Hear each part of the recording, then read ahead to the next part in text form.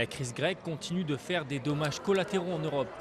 Cette fois-ci, ce sont des banques françaises, la Société Générale et le Crédit Agricole.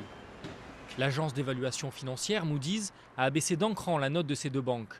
Elles sont, via leurs filiales à l'étranger, considérées comme trop exposées en cas de faillite de pays endettés, tels que la Grèce ou l'Italie. Malgré tout, les pouvoirs publics et les institutions financières estiment que la décision de Moody's n'aura pas de conséquences graves. Pour moi, c'est une relativement bonne nouvelle. Pourquoi ? Parce que tout le monde attendait un mouvement sur les notes de ces banques de la part de Moody's.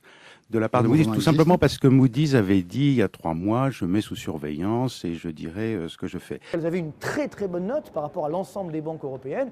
Aujourd'hui, elles sont dégradées, mais juste d'un cran, et donc elles ont la même note finalement que les principales banques européennes. Donc il n'y a pas, je dirais, péril en la demeure. Pour les ménages, donc, pas de panique. Inutile de retirer ses économies de la banque. En revanche, c'est sur les frais bancaires qu'il y aura des répercussions. L'argent va globalement coûter plus cher. On peut s'attendre à ce que l'augmentation des taux de crédit se poursuive. Elle avait déjà commencé il y a quelques mois, sous couvert justement des tensions.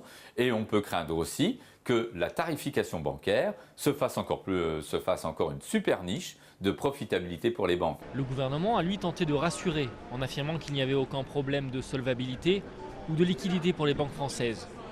Pour autant, les marchés, eux, sont restés très volatiles.